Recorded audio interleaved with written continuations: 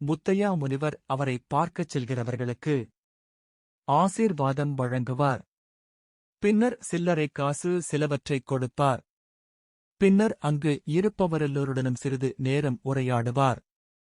இவற்றையே நான் அங்கு போகும்போதெல்லாம் பார்ப்பேன். உன்னை பீடித்துள்ள பேய், பிசாசு, பில்லி, சூனியம் எல்லாவற்றையும் எடுத்து கடலில் வீசுகிறேன் என்பதுதான் அவருடைய ஆசீர்வாதமாக இருப்பதைக் கண்டதால், பேய், பிசாசு, பில்லி, சூனியம் என்பதெல்லாம் மூட நம்பிக்கை என்கிறவர்கள். நீங்கள் அதனை நம்புகிறீர்களா என்றேன். அவர் சொன்ன பதிலை நினைத்துப் பார்க்கின்றேன். பேய், பிசாசு, பில்லி, சூனியம், விதி செய்வினை என்றெல்லாம் சொல்லுகின்றார்கள். இது அவர்களின் பீதி. எல்லாம் மூட நம்பிக்கைதான். இந்த வார்த்தை பிரயோகம் முழுவதும் உளநோயாளிகளுடையது. உளநோயாளியை சுகப்படுத்த வேண்டுமானால் அவர்கள் சந்தேகத்தை முதலில் உடைக்க வேண்டும். அதிலிருந்தே தொடங்க வேண்டும். வேறு இடத்திலிருந்து தொடங்கினால் அந்த வைத்தியத்தை ஏற்றுக்கொள்ள மாட்டார்கள். ஒரே பிடியில் இருப்பார்கள். உளநோய்க்கு முதல் மருந்து பேய், பிசாசு, பில்லி, சூனியம், விதி செய்வினை என்பதிலிருந்துதான் தொடங்க வேண்டும். அவர்கள் எதற்குப் பயப்படுகிறார்களோ அதனையே முதலில் தொட வேண்டும். அது உன் விதி, ஒன்றும் செய்ய முடியாது என்பர். உண்மைதான். உன் பிறப்பும் விதி சார்ந்து. இப்போ உலகில் உனக்கென்று உருவாக்கப்பட்டுள்ள ஏனைய சூழலும் விதிதான். விதிக்கப்பட்டவைதான். வேறில்லை. நீர் சேர்த்திருந்த அறிவுடன் மட்டுமே பிறக்கிறாய். அது நல்லறிவு மட்டுமல்ல, பொல்லா அறிவும் அதில் உள்ளடங்கியது. நீ ஊனமில்லாமல் பிறந்தாய் என்பதும் விதிதான். உன் உறைவிடமான உடல் குறைபாடுடையதாக இருப்பதும் உன் விதிதான். அதுவும் நீர் செய்த வினையின் விளைவுதான்.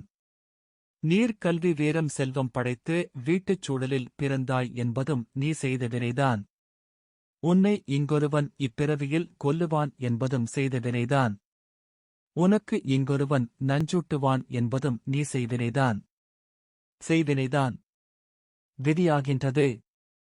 நீர் அறிவுடன் மட்டும்தான் பிறந்தாய் என்பது உண்மை. ஆனால் அந்த அறிவு நல்லறிவா, பொல்லாத அறிவா, இரண்டும் கலந்த அறிவா? பயம், அச்சமே இல்லாத அறிவா? வீதி கொண்ட அறிவா என்பதும் செய்வினையின் விளைவுதான். கெட்டிக்காரன் ஒருவன் பயந்தாங்கொள்ளியாக இருப்பதற்கு இதுதான் காரணம். அவன் எதனையும் நல்லதாக பார்ப்பதில்லை. அவனைப் போல இருப்பார்கள் எனவே நினைப்பான். தீய பக்கத்தையே பார்ப்பான். அதுதான் அவனுக்கு பயம் வரவும் பைத்தியம் வரவும் காரணம். முற்பிறப்பில் செய்ததுதான் விதியாகிறது. இப்பிறப்பில் அந்த விதியை வெல்ல மனிதன் மதியை தேடிக்கொள்ள முடியும். அதற்கான போதிய சூழல் இந்த உலகில் உள்ளது. அது மற்றவர் பெற்ற அனுபவங்கள். அது நூலாகவோ போதனையாகவோ அறிவுரையாகவோ இருக்க முடியும். இவற்றினால் அவன் அறிவு மேலோங்கும் போது சிந்தனையாற்றல் தானாக ஏற்படும். இந்த ஆற்றலையே தன் செங்கோலாக கடவுள் வைத்துள்ளார். அது செம்மையான கோல்தான். அதற்கு பட்சபாதமில்லை. அளவுக்கு அதிகமாகவோ குறைவாகவோ எடுத்துக்கொள்ள அது அனுமதிப்பதில்லை. அந்த மனிதனதன் முயற்சிக்கேற்ப சிந்தனையாற்றலை பெறுவான். அவன் செயல்கெட்ட செயல்களை மிஞ்சிய நல்ல செயல்களானால் அவன் சிந்தனை நல்லதாக இருக்கும். அவன் விதியை வென்றுவிடுவான். 16 வயதில் செத்துவிடுவான் என்று விதிக்கப்பட்டிருந்த மாரக்கண்டேயன் கூட இன்னும் உயிர் வாழ்வதாக புனையப்பட்ட கதைகள் கூறவில்லையா? இவை நான் புனைகதை என்று சொன்னாலும் அது ஞானிகளால் எடுத்துரைக்கப்பட்ட உண்மை என்பதை நான் மறுக்கவில்லை. உண்மைதான். கடவுளை நம்பினோர் கைவிடப்படார் என்பது உண்மை என்றுதான் சொல்லுகின்றேன். நான் சொல்லுவது உங்களுக்கு விளங்குமா? விஞ்ஞான விளக்கம் உங்களுக்கு விளங்கும். நான் சொன்னதும் அறிஞர்கள் சொன்னதும் விளங்க அதற்கான சூத்திரத்தை நீர் பயன்படுத்த வேண்டும். அதுவும் ஒரு விஞ்ஞாத்தின் இறுதிக்கட்ட கணித சூத்திரம்தான்.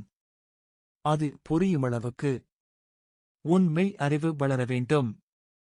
இந்த பூ உலகில் மனிதன் விதி செய்வனைப் பற்றி கவலை கொள்ள வேண்டியதில்லை. அவை மூட நம்பிக்கை எனக் கைவிட்டுவிட்டு மதியைத் தேடு. பயமோ அச்சமோ கவலையோ எதுவும் உன்னை அணுகாது. அதற்காகவே சிலர் பற்றைத் துறந்து துறவிகளாகின்றார்கள். பற்றை நீக்க ஒரு ஊசி மருந்திருந்தால் அப்போது மனிதரின் விதியை மதி வென்றுவிடும். அச்சம் கவலை பீதியை நீக்கும். அறிவு மேலோங்கிவிடும். அதன் பின் செய்விலை பில்லி சூனியம் பேய் பிசாச்சு என்பன பற்றிய இந்த பூவுலக மாயை தரும் அச்சம் நீங்கிவிடும். அதன் பின்னர்தான் பேய் பிசாச்சு பில்லி சூனியம் என்பதெல்லாம் பயப்பிராந்தி. அவையெல்லாம் செய்த வினையின் விதி என்பது புரியும். அப்போதுதான் அது மூட நம்பிக்கை என்பது விளங்கும்.